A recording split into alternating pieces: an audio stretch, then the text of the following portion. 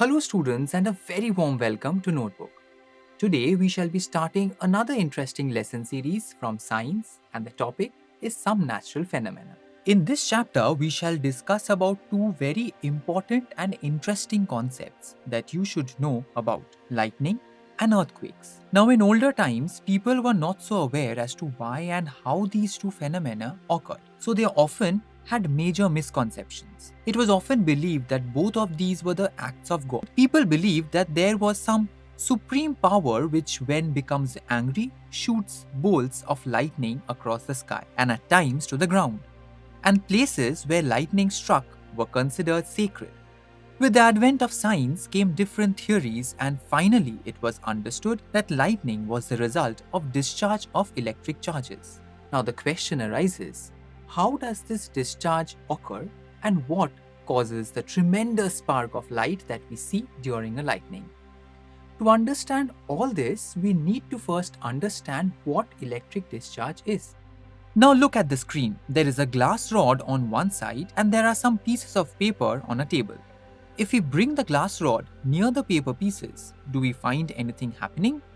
No, we don't. The paper pieces remain as it is. But if we rub the glass rod on a piece of silk cloth and then bring it near the pieces of paper, we find that some of the pieces jump and cling to the surface of the glass rod. Now, why does this happen?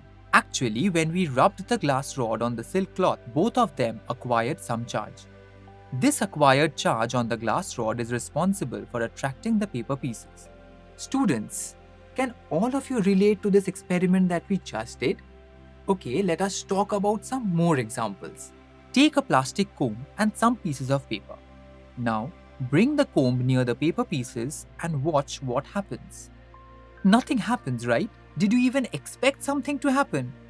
Now, rub the comb on your dry hair for some time and bring it near the paper pieces once again. What do you observe? The pieces get attracted by the comb and cling to its surface. Do you know why this happens? The same reason as it happens in case of the glass rod. When we rub the comb on our hair, both of them acquire electric charges, which in turn is responsible for attracting the paper pieces. So students, we have talked a lot about substances acquiring electric charges. But if I may ask you what electric charge is, can you properly describe it? To be precise, electric charge is the property of matter that causes it to experience a force when brought near another electrically charged objects. So, in our examples, the paper pieces felt a force of attraction near the charged glass rod and the plastic comb. Now, this charge can again be of two types, positive and negative. Or we can say that a charged body can either be positively charged or negatively charged.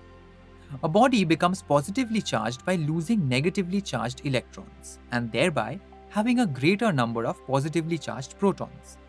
Similarly, to acquire a negative charge, a body needs to gain electrons, thereby increasing the negative charge in them. But students, are you aware that two positively or negatively charged bodies repel each other, while a positively and negatively charged body attract each other? Well, let us keep that concept for our next lesson, where we shall continue our understanding of electric charge. With that, we end our today's lesson and we hope that you have been able to understand it. Take care and goodbye.